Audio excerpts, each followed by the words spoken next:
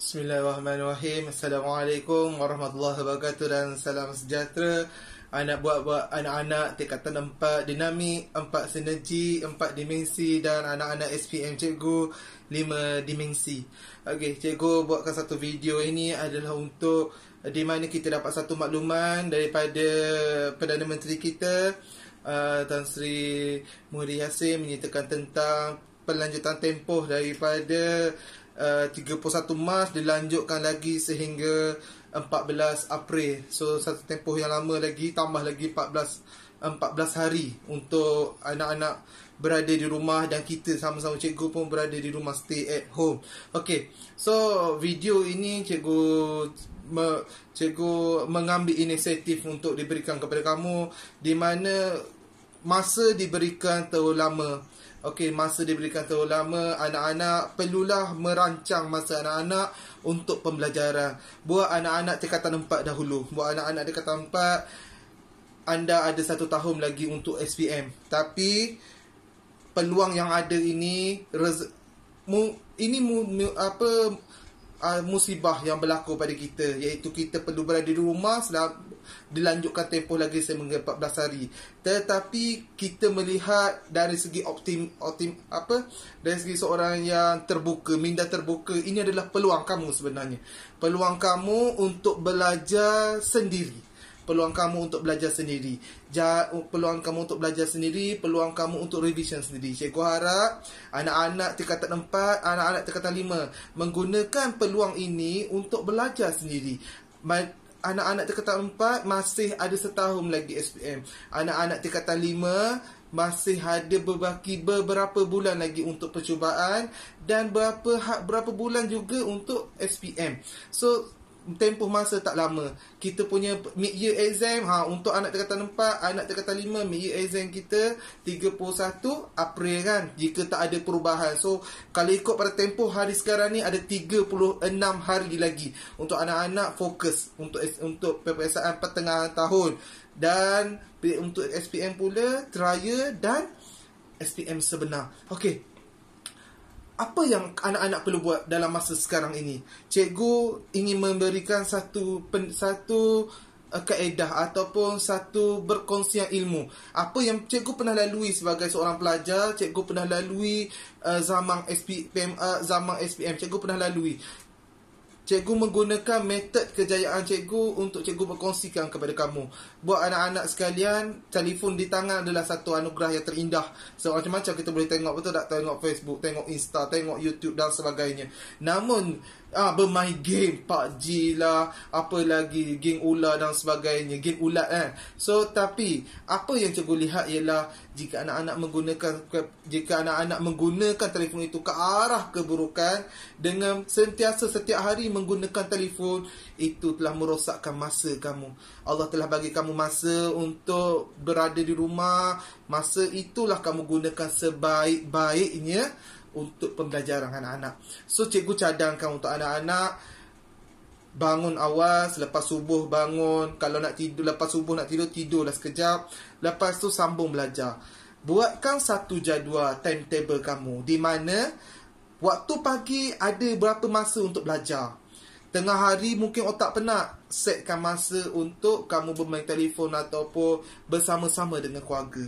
Petang pula, sebelum asar, letakkan satu masa ruang untuk kamu belajar juga.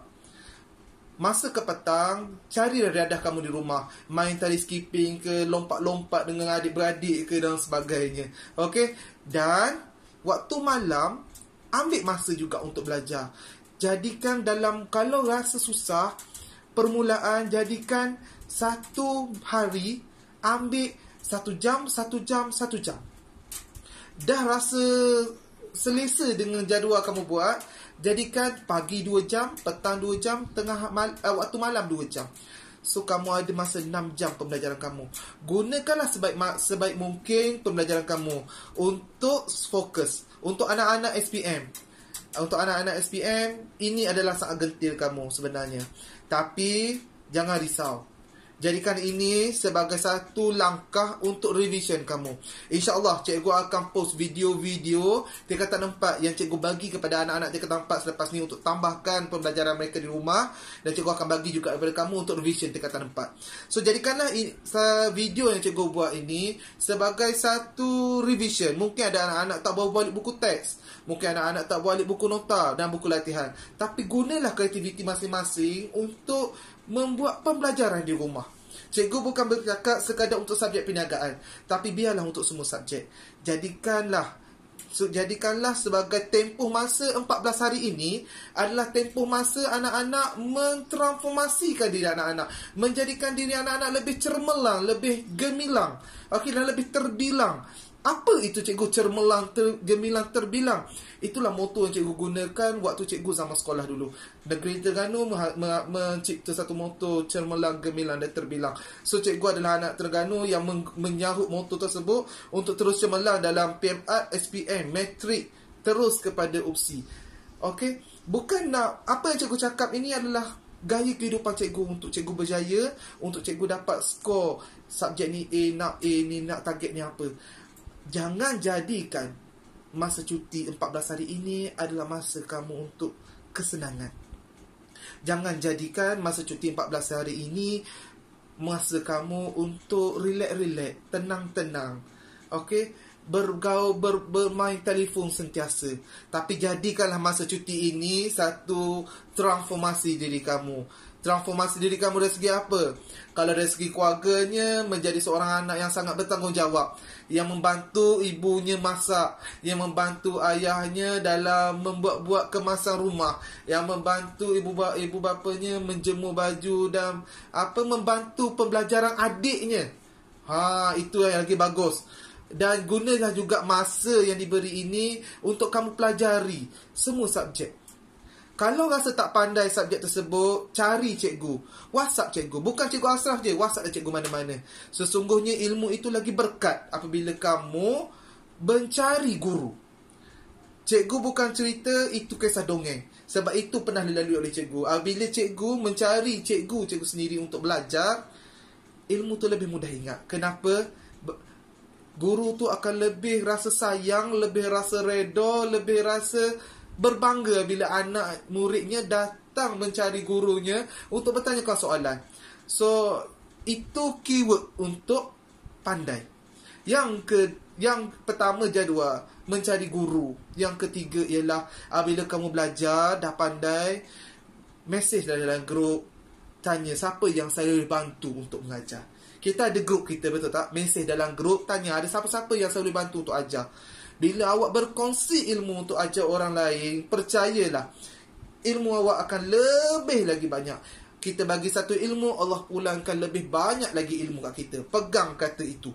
Okey? Sebab kejayaan cikgu buat apa yang cikgu cakap ini, itulah kejayaan cikgu yang pernah cikgu lalui.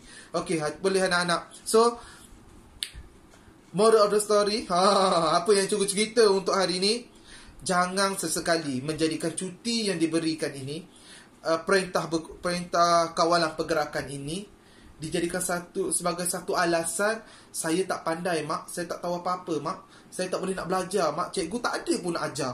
Jangan gunakan itu sebagai alasan. Kenapa SPM tak cemerlang? Sebab cuti cikgu, sebab cuti. Lama sangat cuti, Tami tak belajar. Jangan jadikan itu sebagai satu alasan. Untuk berubah, bermula daripada sini. Untuk berubah, bermula daripada sini. Hati yang rasa nak berjaya akan membawa kepada otak terbuka untuk belajar.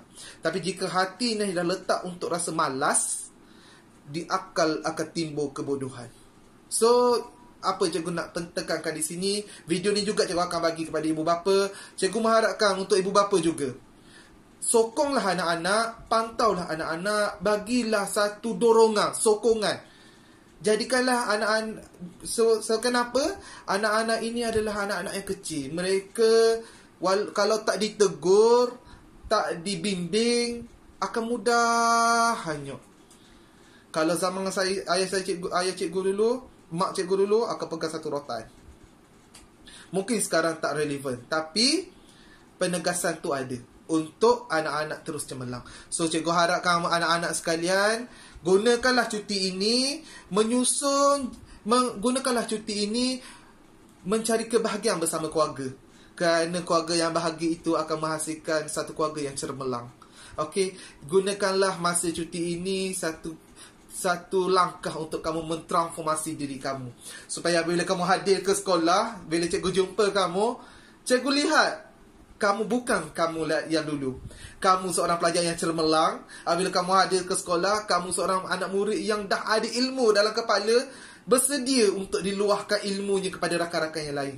Bila kamu datang ke sekolah, cikgu dapat lihat anak-anak di hadapan cikgu yang bila jumpa dengan cikgu ni, anak-anak yang bila cikgu mengajar, cikgu, saya dah tahu dah kenapa cikgu. Cikgu, saya dah boleh jawab cikgu. Cikgu, kenapa macam ni? Kamu boleh tanya cikgu kenapa. Itulah anak-anak yang cikgu tunggu selepas 14 April. So cikgu berharapkan anak-anak 4 sinergi, anak-anak 4 dinamik, anak-anak 4 dimensi, dan terutama sekali anak-anak yang paling cikgu rasa takut untuk SPM ini adalah anak-anak 5 dimensi yang mengambil subjek perniagaan. So cikgu harapkan anak-anak tingkatan 4, jadikanlah ini sebagai satu batu lonjatan kamu untuk lagi cemerlang dalam SPM pada 1 tahun akan datang. Dan anak-anak SPM tahun ini, jadikanlah cuti yang diberi ini, masa yang diberi ini adalah satu masa yang sangat berharga untuk kamu menjadikan dia sebagai satu lonjatan. Bila habis je cuti ini, kamu datang ke sekolah, kamu seorang pelajar yang cemerlang. Kamu seorang pelajar yang mampu memberikan satu input, satu impak yang cemerlang pada diri kamu. So, itu saja pada cikgu. Akhir kata, masa itu saya berlalu. Tapi isikanlah masa itu dengan ruang-ruang yang sangat bagus, dengan ilmu-ilmu yang ada, dengan kebahagiaan keluarga kamu. So, jangan sia-siakan masa yang pergi. Okey, itu saja daripada saya, Cikgu Ashraf, Guru Perniagaan. Assalamualaikum.